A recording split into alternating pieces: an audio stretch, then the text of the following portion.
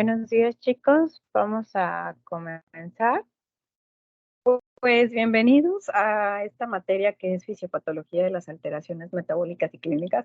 Es un nombre un poco largo, pero la verdad es que engloba muchas cosas y muchos temas, sobre todo que pues, para el nutriólogo y para los profesionales de la salud son importantes. Entonces, el día de hoy vamos a comenzar ya de lleno, les decía que con toda la pila, pues porque justamente es hablar de la problemática que se vive en México y a nivel mundial, ¿no? Sobre todo empezando por este tema que es la obesidad, que de verdad, chicos, no se agobien. La obesidad es un tema que van a estudiar no solo ahorita en este momento, sino durante toda su vida profesional. Es un tema que exige que se estén actualizando constantemente. ¿Por qué? Porque cada vez existe más evidencia científica, más evidencia clínica sobre las pautas que pueden ayudar o bien pueden mejorar, ¿no?, la calidad de vida del paciente, porque principalmente lo que nos importa es eso. Ahora, en términos globales igual, antes de entrar de lleno, tan solo reflexionemos un poquito de los patrones de alimentación. Reitero, la alimentación es un proceso muy importante porque tiene un impacto directo en el estado nutricional, aparte de que es el factor de exposición número uno para muchas cosas. Sin embargo, pues bueno, no es la panacea, ¿de acuerdo? Hay que saber esa gran limitante. La alimentación no es la panacea ni es la solución definitiva y absoluta para todos los problemas de salud.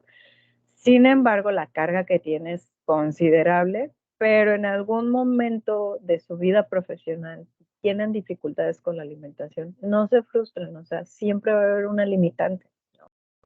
No somos tan todos poderosos ahora.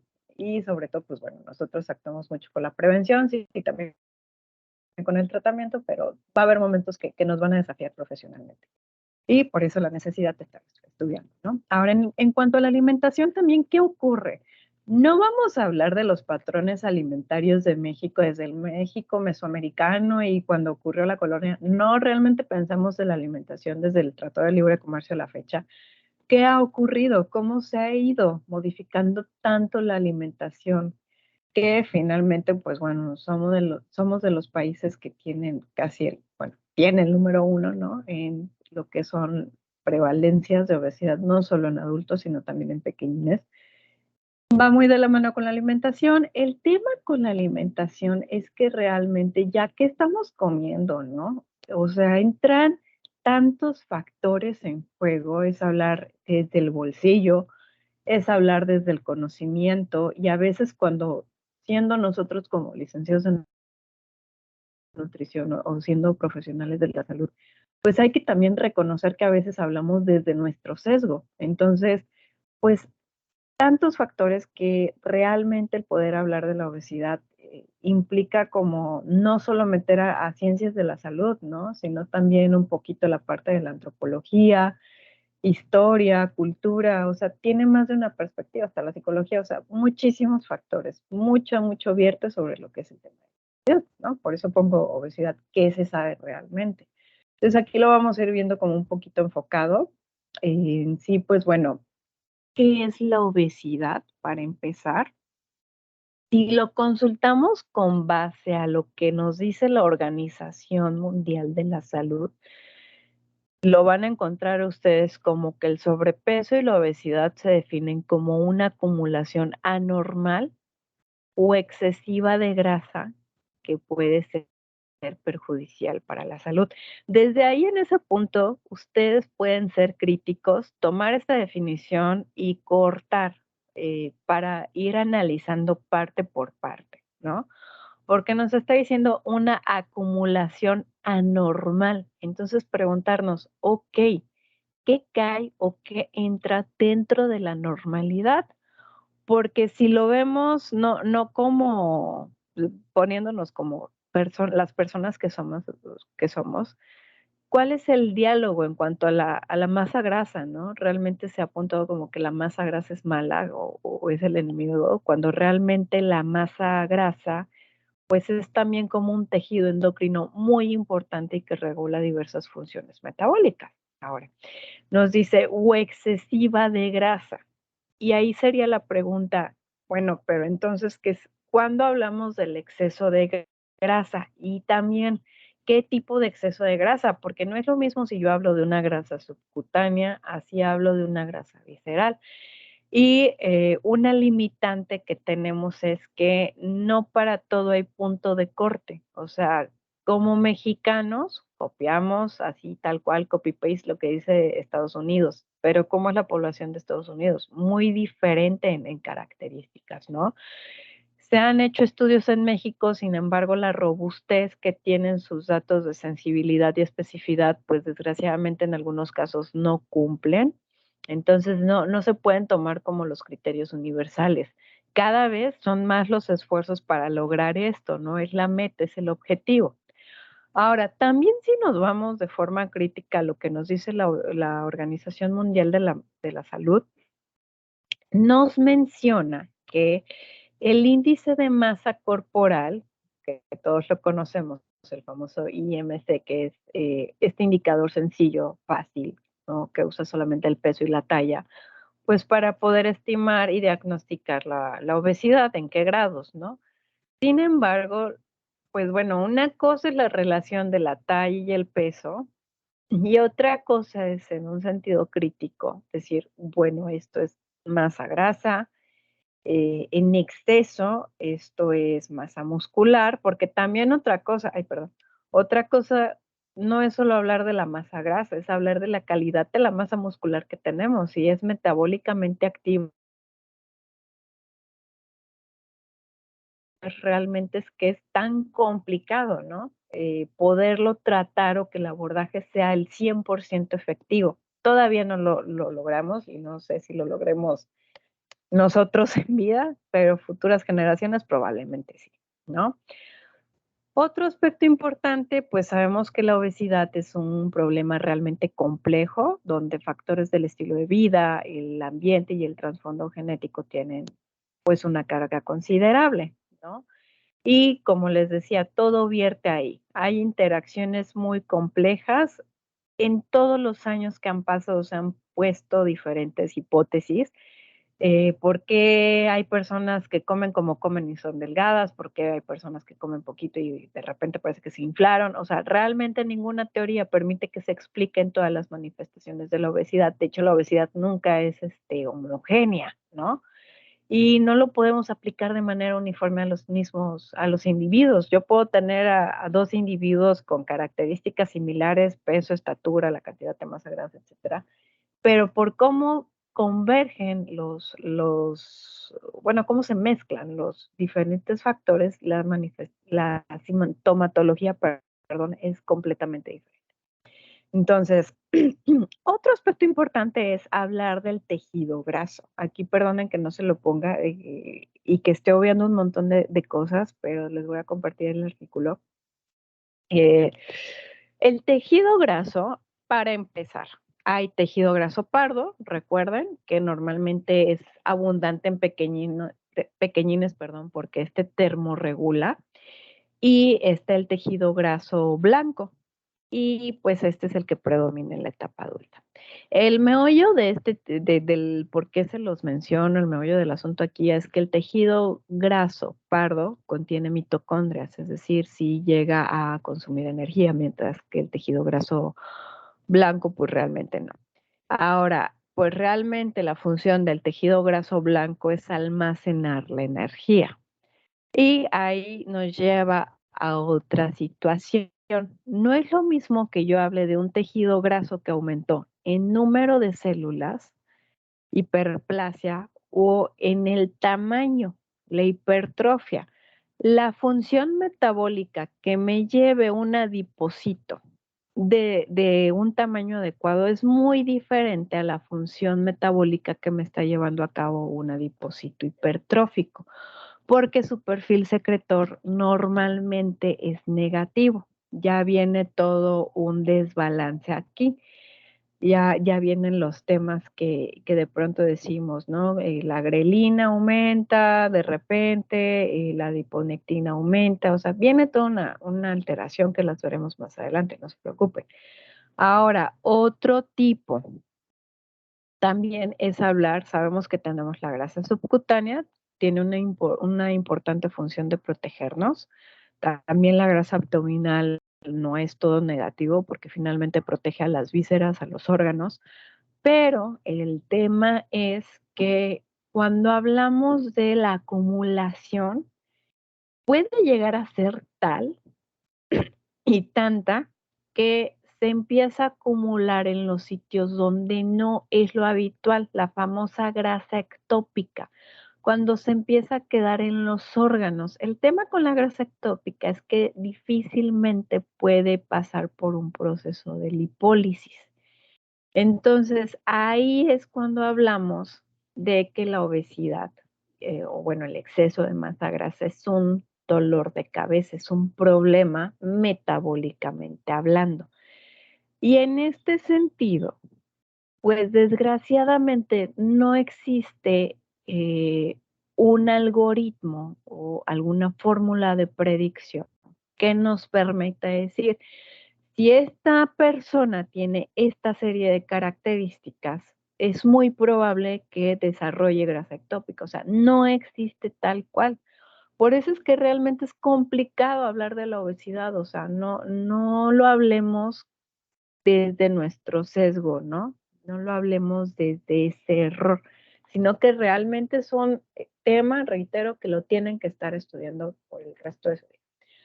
Ahora, entonces, de tal suerte, ¿no? Que lo estamos hablando, pues bueno, entonces ya sabemos y estamos bajo el mismo tenor. Un adipocito hipertrófico es un adipocito que el perfil secretor es negativo. Un exceso de masa grasa sobre todo nos preocupa. ¿Por qué? Porque puede favorecer la acumulación de grasa ectópica, es decir, acumulación de grasa en sitios donde no es lo característico, entonces podemos hablar de daño, ¿no? ¿Por qué? Porque sufre menos lipólisis. Otro factor, pues bueno, aparte de las funciones endocrinas que tiene el adipocito, cuando hablamos de un adipocito hipertrófico y que esté en un sitio ectópico, normalmente trae toda una cascada de señalización de factores proinflamatorios. Entonces, ahí podemos hablar de un tejido graso alterado, o sea, hablar del problema realmente. Y pues decirnos a bases moleculares a detalle y que actualmente, o sea, hoy por hoy la investigación científica está centrada en poder descifrar qué genes o qué polimorfismos están involucrados en este problema. Entonces, ¿es importante o no hablar de la obesidad? Realmente sí, porque pues finalmente para 2016, perdón que ya está un poquito medio vieja la estadística que les tengo ahí, pero nada más para que nos demos una idea, o sea, menos de 5 años, 41 millones de niños presentaron obesidad o sobrepeso o obesidad. De 5 a 19 años, 430 millones. Más de 18 años, 1.900 millones. Entonces, pues sí, estamos hablando de que cada vez estamos siendo individuos con cuerpesotes, ¿no? Ahora sí que no estamos creciendo de alto, sino que estamos creciendo de lados. Y dentro de las causas de la obesidad, chicos, aquí quiero que diferencien, ¿no? Que sean un poquito críticos, porque una cosa, ay, perdón, permítanme.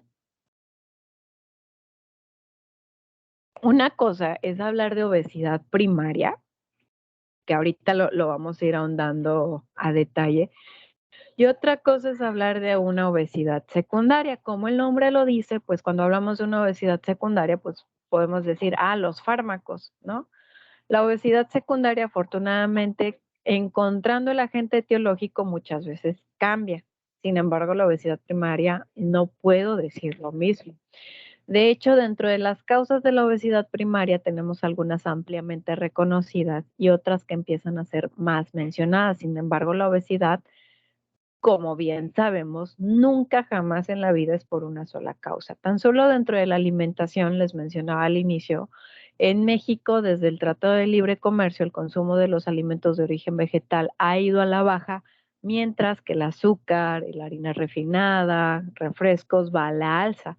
De hecho, a eso le agregamos la densidad energética en los alimentos que muchas veces son de bajo costo y el canal de distribución, híjole, está pero tremendo. De hecho, una de las críticas que podemos hacer nosotros a las políticas alimentarias en México es que nunca nadie jamás se tomó la seriedad ni el tiempo para cuestionar los modelos de negocios, por ejemplo, de Coca-Cola, perdón que sea ahí como diga nombre y apellido y todo, de Sabritas, este tipo de cuestiones. ¿Por qué? Porque, o sea, por un lado le permiten a las personas vender productos, tener sus ganancias, pero pues son productos que al final de cuentas en aporte nutricio pues no es lo ideal, pero es lo que se puede encontrar en varios sitios, ¿no? De hecho, y relacionándolo con otros temas, la inseguridad alimentaria que algunas veces se vive en los hogares es porque no hay un acceso ni una garantía para alimentos ricos en nutrimentos. Entonces, es complejo incluso el tema de la obesidad en este sentido de la alimentación. Ahora, en cuanto a la inactividad física, pues sabemos que el sedentarismo es lo más abundante hoy en día y que la cultura de la actividad física pues es mínima, ¿no? Realmente en México es mínima o bien las condiciones, chicos, que propician el movimiento. Desgraciadamente, ¿cómo es México hoy? Súper inseguro, ¿no? Pues ya no sabes si te sales a correr y vas a regresar para empezar vivo, o si tu cartera o tu celular te lo vayan a quitar, ¿no? Entonces, pues la naturaleza de la sociedad sedentaria que somos hoy, pues parte de la contribución al problema creciente, ¿no? Realmente ya no es que les diga, hay que hacer tantos minutos de actividad física como dice la OMS, chalala, chalala, no. O sea, tan solo a veces al movernos es difícil y también, pues, por ejemplo, las personas que viven en la Ciudad de México no me dejarán mentir, ¿no? A veces el tiempo que destinas para trasladarte de tu casita hacia tu trabajo, pues pierdes gran parte del día en eso.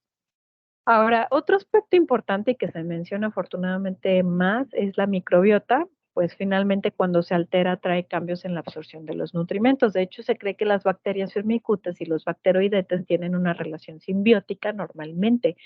Actúan como microbios que incrementan o bien reducen el peso en función del estado nutricional de la persona, la ingesta alimentaria y la capacidad de la absorción de los nutrimentos que tienen los alimentos.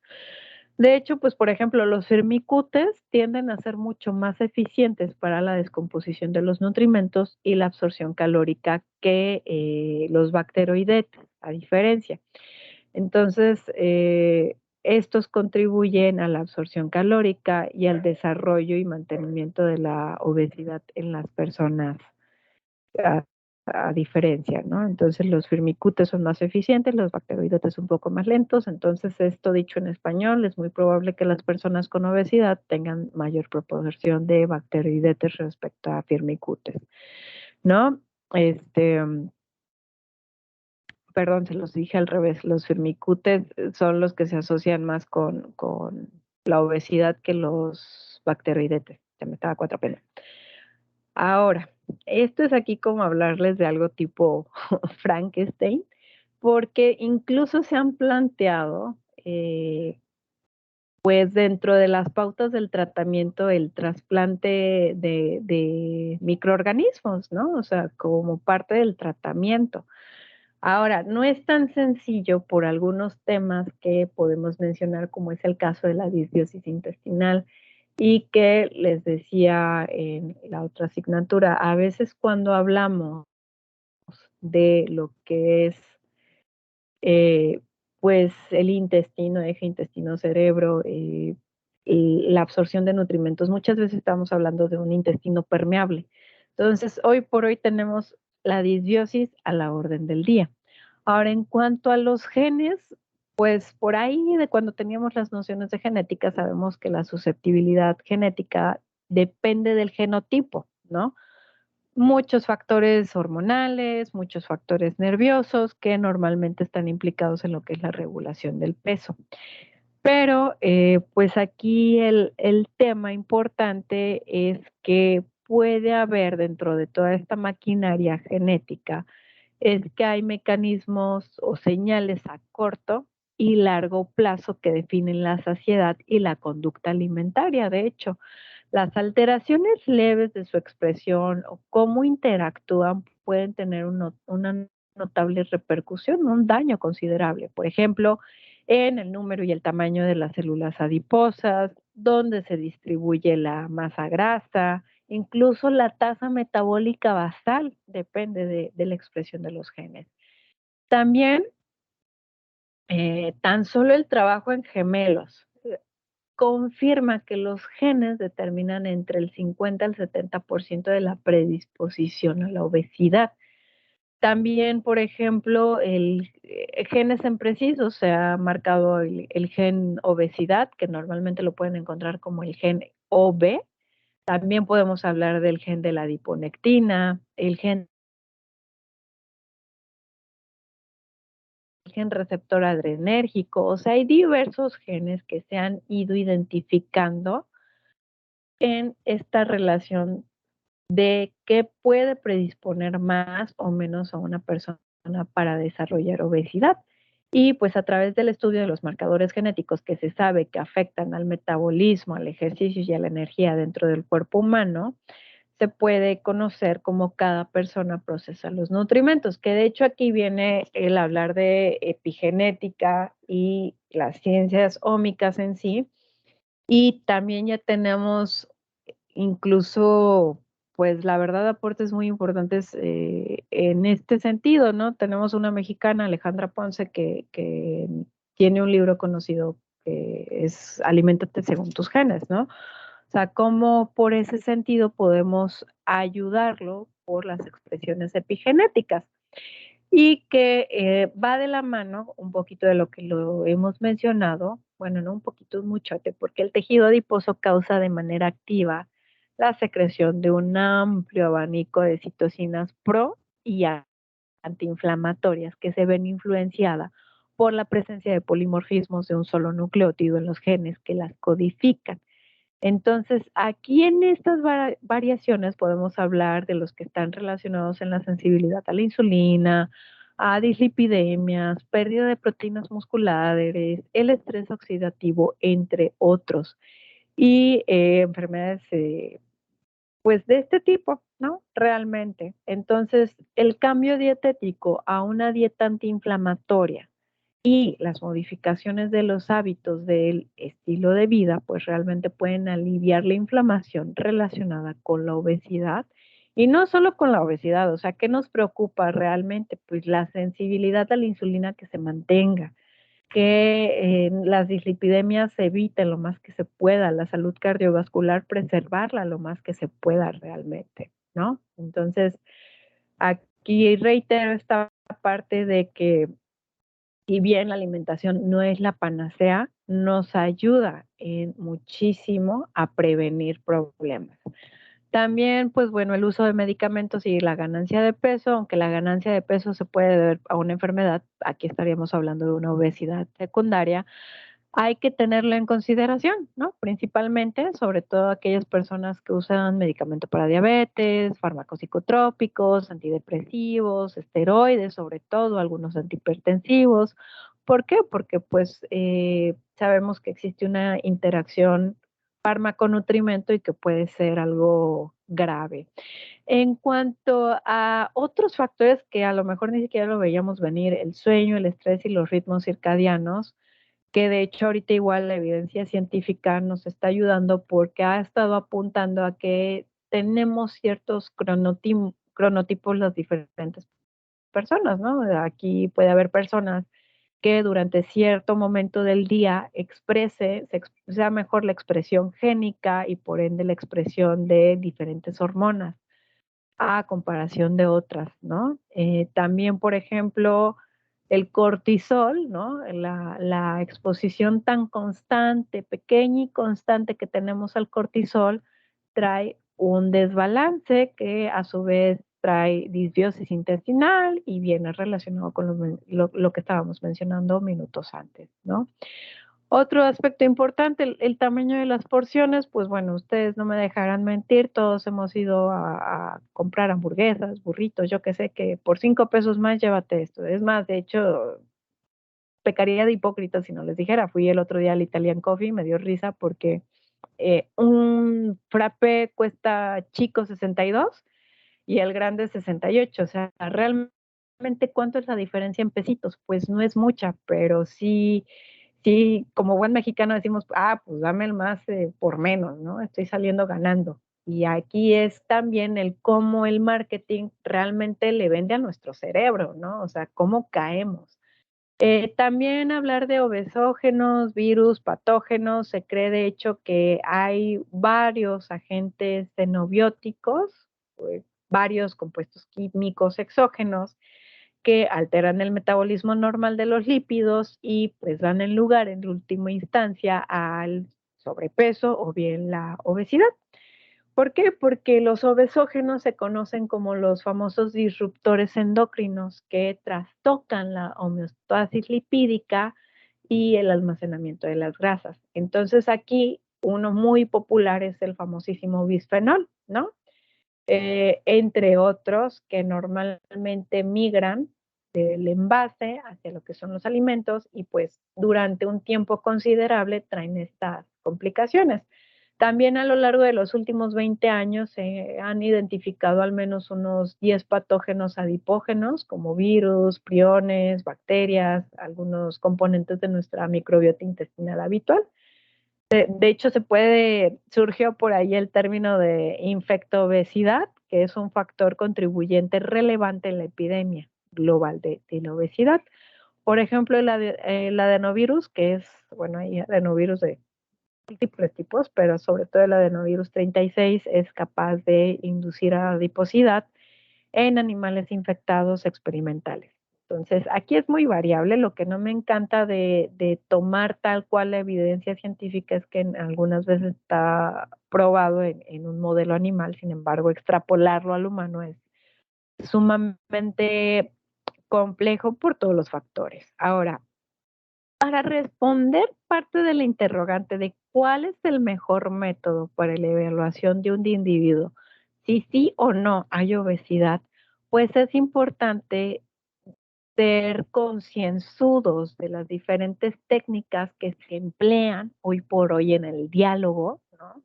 De hecho, pues ahorita, cómo se estaba, o sea, el índice de masa corporal, bien que mal, mal que bien, no lo sabemos realmente. Todo mundo lo identifica, es fácilmente calculable, sin embargo, pues es cuestionable, ¿no? La circunferencia de cintura también es muy fácil, pero aquí viene la pregunta del millón. Ajá, ¿y dónde es la cintura? Porque diferentes instancias lo marcan en diferentes puntos, ¿no? Ahí como que viene ese tema, ¿no? Entonces, el índice de masa corporal, regresándome un poquito ahí, ventajas o los pros, barato y económico, ¿no? Los contras, pues es limitante porque no sabemos cuánto es de masa grasa, cuánto es de masa muscular, o sea, realmente no discrimina. En cuanto a la circunferencia de cintura, realmente es fácil de obtener, hay puntos corte, quizá México no cuenta con los 100% made in México, pero pues por ahí tenemos unos muy buenos. Pero la desventaja es que algunos sitios lo marcan que la medición de la cintura será en el margen inferior de la última costilla que se pueda palpar y la parte superior de la cresta ilíaca. Hay quienes lo manejan a nivel del ombligo, o sea, es ahí como donde no se termina de poner la gente de acuerdo.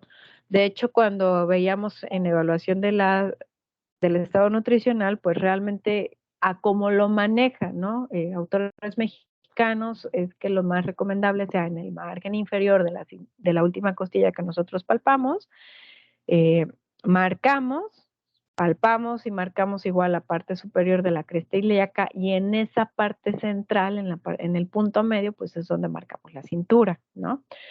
Ahora, Otra desventaja que tienes que hay que capacitar. Digo, la capacitación no es como lo más rimbombante, pero sí implica que se hagan mediciones correctas, o sea, desde cómo estás acomodando la cinta, que no esté volteada, que esté parejita, que no esté muy elongada, que no esté apretando muy bien, que se tome la medición en el momento que tenga que ser.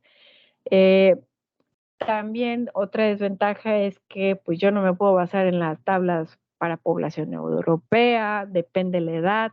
Y, por ejemplo, en individuos que tienen un índice de masa corporal mayor a 35, pues realmente eh, falla, ¿no? Porque de hecho, muchas veces ya si aprecian la barriguita de este tipo de pacientes, es muy variable. Les digo, la obesidad nunca es homogénea, nuestras barriguitas nunca son similares, ¿no? Hay quienes tienen el ombliguito más arriba, a quienes se les ve un poquito más abajo, a quienes se les acumula más la grasa en un punto en específico. Ahora, otro método que tenemos en la relación de cintura-cadera y es esta división entre la circunferencia de la cintura y la circunferencia de la cadera. Aquí entra el tema, bueno, pues ¿dónde es la cintura, no? La cadera no hay tanto punto, no hay tanto pierde porque es el puntito más prominente de donde están los glúteos, ¿no? Donde se ve como más salidita la pompi, marcamos la medición. Y lo que nos ayuda en muchos casos es para saber si hablamos de una obesidad androide o ginecoide, si hablamos de un factor de riesgo. Las desventajas que tiene son similares a la medición de la cintura.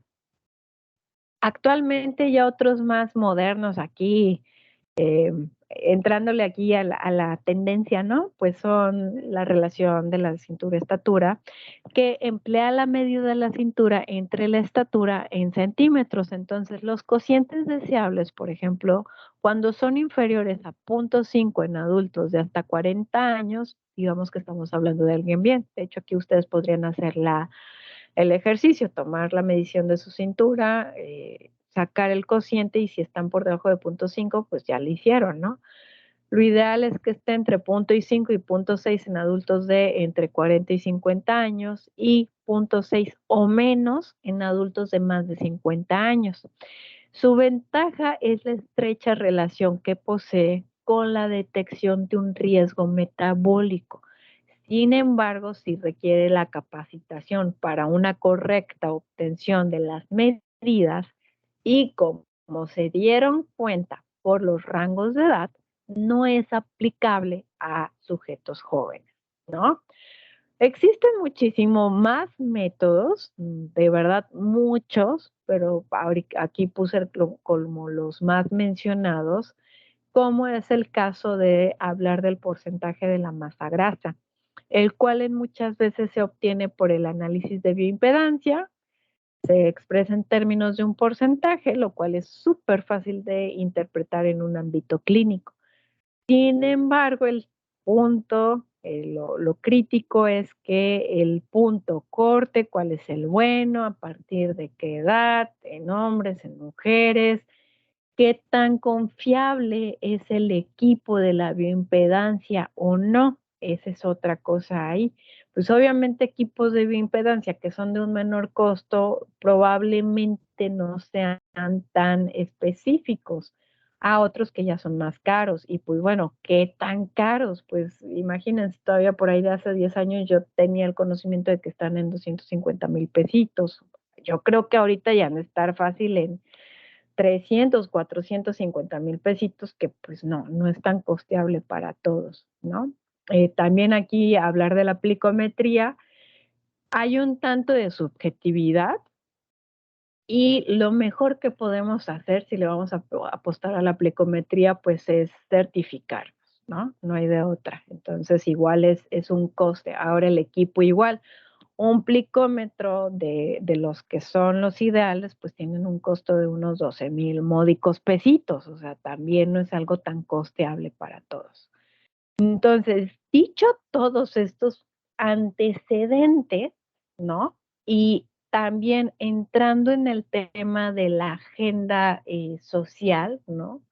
Pues ya hay que desmitificar ciertas cosas. Por ejemplo, pues el índice de masa corporal, la verdad, ya es algo viejito, sí tiene una sensibilidad y especificidad considerable, sin embargo, sabemos o por las condiciones de vida actuales, pues requiere que ya nos especialicemos realmente en este sentido. La otra, les digo, no es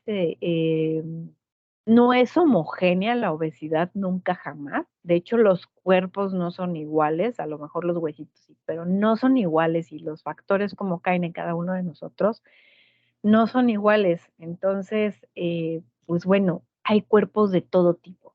La otra es que sabemos que en general se considera que la obesidad no es sana desde un punto de vista metabólico.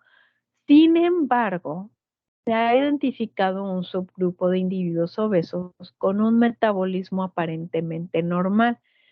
Son personas obesas metabólicamente sanas. Entonces, son personas que tienen buenos niveles de sensibilidad a la insulina, no hay dislipidemias, no hay presencia de diabetes ni hipertensión. Asimismo, hay personas que son delgadas o normopeso, pero metabólicamente están súper mal, ¿no? De hecho, les comparto, yo en un momento de mi vida, pues sí, traía la dislipidemia todo lo que daba, ¿no? Realmente. Entonces, pues por normopeso no había tema, o sea, tú lo puedes ver muy subjetivo, pero si te pones en un sentido crítico a hacer una correcta evaluación del estado nutricional, considerando el ABCD de la evaluación del estado nutricional, pues te das cuenta que realmente el peso y esta cuestión corporal cae en ese tipo de sesgos, ¿no? Entonces, es importante en la práctica clínica comparar los diferentes indicadores y conjuntar la información de todo en pro de un mejor diagnóstico para todos nuestros pacientes o conocidos. Y también entrar en cómo ha ido evolucionando el abordaje al paciente. Antes se decía un manejo holístico, hasta todavía actual se dice un abordaje integral. Realmente hoy por hoy se habla de dar un tratamiento centrado en la persona, realmente darnos el espacio, el tiempo para escuchar a quien está al otro lado del escritorio y darle el mejor tratamiento para ayudarle en su situación. A veces el tema no es el peso, o sea, realmente a veces el tema es otra cosa. Entonces, una evaluación correcta del estado de nutrición nos lleva a un diagnóstico acertado, realmente, es lo importante. Entonces, aquí tenemos diferentes modelos, no son los únicos, pero hay muchísimos. Del lado izquierdo tenemos el sistema de estratificación del Instituto Edmonton para la obesidad y del lado derecho está una clasificación, no recuerdo de qué país es, pero me acuerdo que es latinoamericano, que habla de estadios de severidad de la obesidad. Quiero que observen nada más rápidamente los dos sistemas de la evaluación. Por ejemplo, empezamos del lado izquierdo. Pasamos de sin factores de riesgo aparentes a presencia de factores de riesgo subclínicos relacionados a obesidad, presencia de enfermedad crónica relacionada con la obesidad, daño de órganos diana y discapacidad severa. Del lado derecho tenemos un peso normal, no hay puntos críticos ahí. Hablamos de un sobrepeso estadio cero, que no hay complicaciones en lo que es la salud. Una obesidad estadio cero, igual no hay complicaciones. Obesidad estadio 1, donde ya empieza a haber alteraciones relacionadas con la obesidad, empieza a haber daño en ciertos órganos. Y obesidad estadio 2, ya cuando hablamos de una discapacidad, ¿no? Entonces, por la situación de que la obesidad nunca jamás es homogénea, pues realmente hay que ser críticos entonces de decir, bueno, yo no me voy a basar en hablar entonces de obesidad o basarme meramente de lo antropométrico, sino que conjunto toda mi información para analizar en qué estadio o en qué escala está, ¿no? Y para saber qué priorizo, porque tan solo situémoslo en el México actual. Yo puedo tener un paciente, un hombre de 45 años, diabetes mellitus de recién diagnóstico, dislipidemia, obesidad, empieza con datos de hipertensión. Obviamente no me va a apurar decir, tiene que bajar de peso ahorita. No, o sea, eso a mí realmente ni siquiera me tiene que preocupar rápido. O sea, ¿qué me importa? que lleve un buen control de su glucemia. ¿Qué me importa? Prevenir, ¿no? Que se desarrolle o que se instaure propiamente la hipertensión. ¿Qué me importa entonces también? Pues atacar esa dislipidemia, o sea, me importan un montón de cosas antes de decir, bueno, sí, que lo ves. No, o sea, ¿qué pasó para que llegara a esta situación clínica realmente antes de hablar de la obesidad en sí? Ahora, tenemos otra situación compleja aquí en lo que es la obesidad y se conoce como la paradoja de la obesidad. De hecho, se empieza a mencionar por ahí de 2001. Y pues, ¿qué es dicha paradoja? Pues que la obesidad aparentemente tiene un efecto protector en ciertos pacientes con obesidad, ya que se ha observado que dichos pacientes hospitalizados en la unidad de cuidados intensivos tienen tasas más bajas de mortalidad que sus contrapartes no graves, no obesas, ¿no? Bueno, pues sí, obviamente a decir contrapartes no obesos. Entonces, algunas explicaciones a este fenómeno son muchas. Igual no quiero decir que solo una sea la efectiva. Hay muchas hipótesis. No todos caen en estas explicaciones, como todos, sino hay que seguir observando y estudiando. Pero dentro de las explicaciones es que pues poseen mayores reservas energéticas, entonces bueno, resisten mejor a una hospitalización, ¿no? El tejido adiposo pues tiene un efecto protector, ¿por qué? Porque hay una reserva energética, también empieza a funcionar, les digo, es un tejido endocrino al final de cuentas. También en este tipo de pacientes muchas veces tienen un ingreso más temprano en la UCI o bien puede haber un sesgo en los estudios clínicos ya que se correlacionan dos variables y recordemos que correlación no es causalidad, ya lo verán más a detalle en estadística. También dentro de la clasificación de la obesidad, les reitero, nunca hay una homogeneidad en el tema, entonces pues no es lo mismo. Y en individuos normopesos que se hospitalizan, normalmente se presenta una pérdida de la masa muscular, pues no tienen ni con qué, pues, sobrevivir el compromiso del estado de salud en general. Ahora, reflexionemos un poco, porque el tejido graso es un tejido importantísimo, ¿no? Como cualquier otra parte de nuestro cuerpo. Sagrado, mantiene un balance realmente. Entonces, eh, disminuirlo gravemente, pues va a comprometer el equilibrio hormonal. Principalmente, veámoslo en el otro lado de la balanza. Las mujeres con anorexia, pues pierden varias cosas, ¿no? Por ejemplo, el periodo menstrual. Deportistas que tienen una baja cantidad de tejido graso pierden otras funciones, ¿no? Pero tampoco es bueno o tampoco es saludable hablar de un tejido graso excedente y no tanto el tejido graso, sino las otras prácticas en el estilo de vida que pueden repercutir en el estado de salud. Y es esencial decir, bueno, las otras prácticas, porque tanto individuos delgados, normopesos, con sobrepeso, obesidad, lo hacen. O sea, es pensar en qué estás haciendo, centrarme en el paciente principalmente, ¿no? Ahora, en cuanto a la obesidad, pues existen diferentes fases, ¿sale? ¿Por qué? Porque podemos hablar de una fase prodrómica de la obesidad, que se presenta en muchos casos una adiposidad periférica, al mismo tiempo la inflamación presente es de bajo grado y la homeostasis no está comprometida. Sin embargo, conforme aumenta el tejido graso y todas las prácticas que propiciaron esta situación, se pueden presentar alteraciones como apnea, por ejemplo, reflujo gastroesofágico, aumento discreto de la presión arterial, a lo mejor un poco de daño en lo que es la sensibilidad a la insulina. Posteriormente tenemos una fase intermedia que se aprecia ya la grasa en los órganos, recordemos grasa ectópica, hay un ambiente de lipotoxicidad, hay inflamación, en esta fase empiezan alteraciones ya propiamente la resistencia a la insulina, dislipidemias, a lo mejor hasta hipertensión o prehipertensión.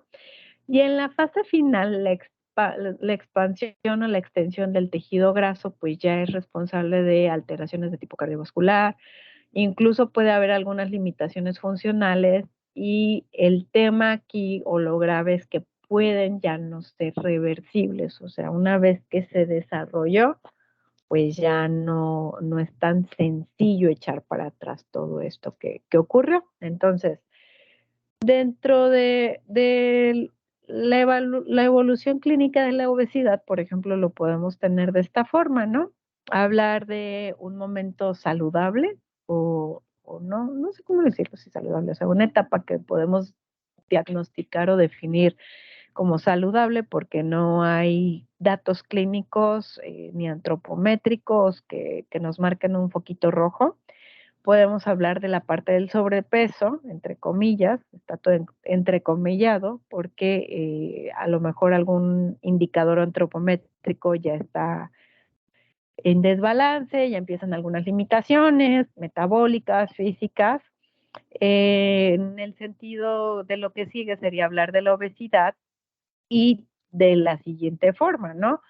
Hablar de que ya hay alteraciones antropométricas, metabólicas como diabetes, hipertensión, dislipidemias y todavía no hay eventos cardiovasculares o bien todos los anteriores, pero ya con los eventos cardiovasculares, o sea, algún antecedente de infarto, aterosclerosis, entre otros.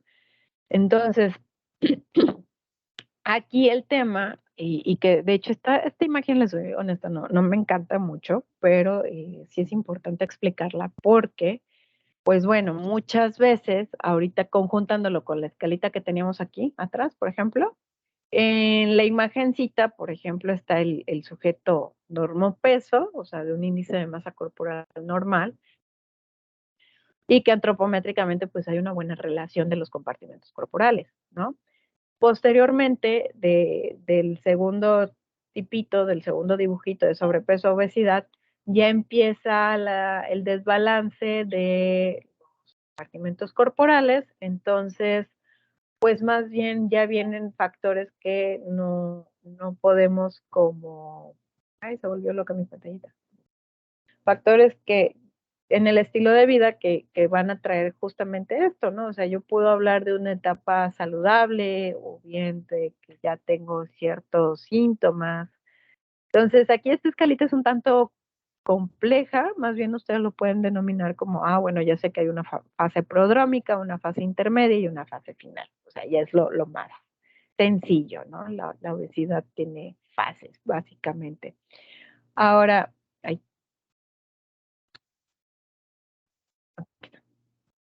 dentro de las anormalidades asociadas a la obesidad, y que ojo, no quiero decir que solamente las personas que viven con obesidad les pase esto, nadie está exento, pero normalmente se ha estudiado que puede haber complicaciones neuropsicológicas, por ejemplo, que puede haber alguna neuroinflamación, pero ya tendría que ser como algún factor como muy específico.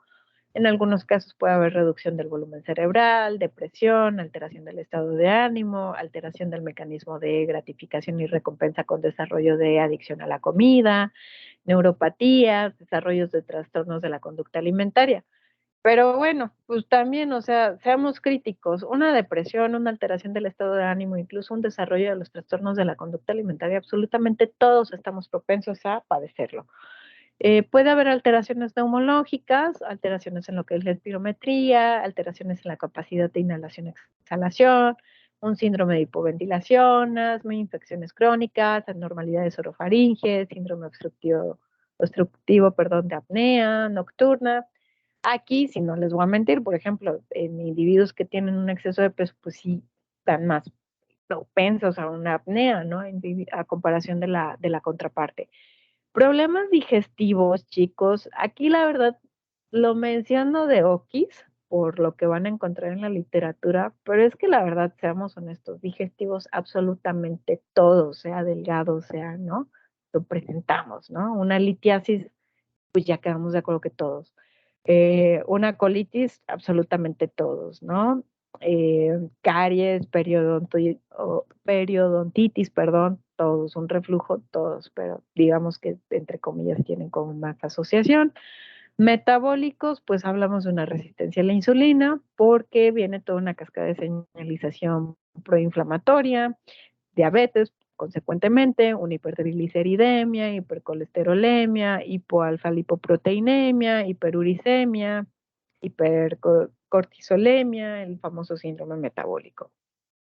En cuanto a la fertilidad y el embarazo, se han asociado algunos factores, por ejemplo, irregularidades menstruales, en el caso de hombres, pues feminización, infertilidad, en algunos casos, pues mayor riesgo a preeclampsia y eclampsia, diabetes gestacional. Ahí sí es importante evaluar, ¿no? Dermatológica, susceptibilidad a psoriasis, decoloraciones cutáneas, por ejemplo, la acantosis nigricans asociada a la resistencia a la insulina, pero es más bien el tema de resistencia a la insulina.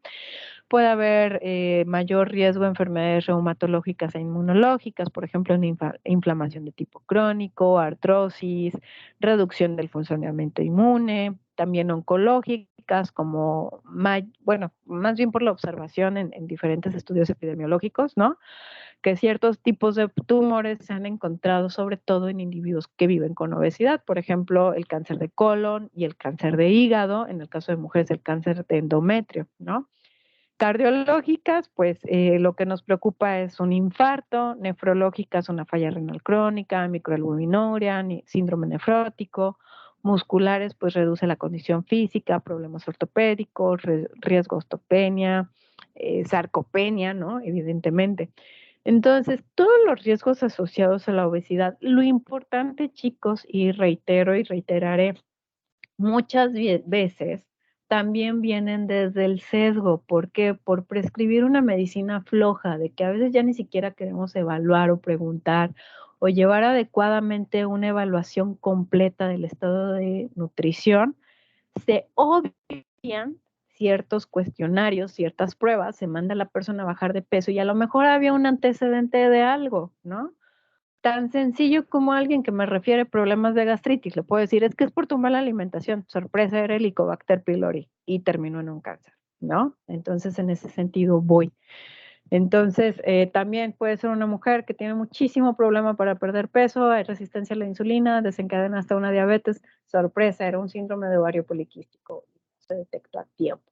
Entonces, hagamos bien nuestro trabajo, ¿de acuerdo? Hasta aquí le vamos a dejar, chicos, por el día de hoy. En cuanto a tarea, les voy a mandar un artículo, bueno, no, a ver, no, no, no es cierto, a ver, denme un segundito. Miren, chicos, la tarea consiste en lo siguiente. Todos ustedes, en computadora, celular, vayan a lo que es el buscador de Google, pero el escolar, busquen al menos 3 artículos experimentales. Aquí tienen tema libre, busquen artículos experimentales de algunas estrategias que hayan hecho para la reducción de peso o el tratamiento de alguna complicación de obesidad, por ejemplo, se me ocurre, ¿no? A lo mejor Orlando buscó dentro de los artículos experimentales, encontró uno donde un grupo de individuos lo pusieron en tratamiento con una dieta rica en calcio a través de alimentos lácteos y un grupo control para observar si existían o no cambios de peso. Supongamos que encontró otro estudio donde a lo mejor a individuos con obesidad se les sometió a la dieta mediterránea y tuvieron un grupo control y observaron a lo mejor no cambios en el peso corporal, pero encontraron cambios en componentes metabólicos. Y a lo mejor encontró otro grupo donde prescribían ejercicio de tal o cual forma y hubo tal y cual cambios. O sea, 3 artículos experimentales. No busquen artículos que no entiendan, ahí sí se los voy a recomendar muchísimo. Busquen, o sea, artículos que comprendan, léanlos bien. Y esos artículos, por favor, me los van a enviar pues ahorita, denme al martes para decirles por qué medio, para que los debatamos. Vamos a debatir aquí las diferentes estrategias. Entonces es como ser un poquito críticos, ¿no? Aquí los voy a invitar muchísimo en el tema de obesidad a ser críticos para pues tener una perspectiva, es decir, yo no les quiero imponer la perspectiva que tengo del problema, sino que ustedes desarrollen un criterio. Entonces la tarea es esa, buscar 3 artículos científicos que hayan hecho una experimentación en relación al sobrepeso o a la obesidad, hayan hecho una intervención, los van a revisar bien, bien, bien, bien, o sea, tal cual, que conozcan qué se hizo, qué resultados hubo, me los van a mandar por correo y terminando el tema de obesidad vamos a tener una dinámica de mesa redonda. Entonces, ahorita, pues lo importante, busquen una buena fuente. Nos vemos hasta el 24, 23, chicos. No sé si tengan dudas antes de dar por finalizada la sesión. No, No, mis, profe, ninguna. nada más entonces esperamos lo de la plataforma, si va a ser Classroom o nos abre y nos sube la información, por favor. Sí, pues es que ahorita no sabemos ni por dónde, pero denme oportunidad, les digo, tiempo, el martes les resuelvo, ¿no? O sea, si me resuelven, si no, yo se los resuelvo a ver cómo. Pero así quedamos, chicos. Si no, pues ahí O nos estamos igual si mandando nos mensajes. pasaran las diapositivas por WhatsApp para irlas estudiando y le vamos avanzando. Sí, chicos, perfecto. Sí, profesora, una Bueno. pregunta. Sí, Orlando. Sí. Lo que pasa es que yo no voy a poder entrar a las clases. Posiblemente esté de oyente, ya que voy a estar laborando. Entonces, Qué bueno que lo pues, mencionan. Perdón, chicos, una disculpa enorme. Ya los conozco, ya me conocen. Ahorita la evaluación va a ser 50% tarea, 50% examen. No falten en esas actividades, no fallen en la entrega y no hay problema. O sea, asistencia, no se preocupen. ok, profesor. Ahí, Gracias. ¿vale? Hasta luego. Bueno, chicos, corran a su siguiente clase. Nos vemos.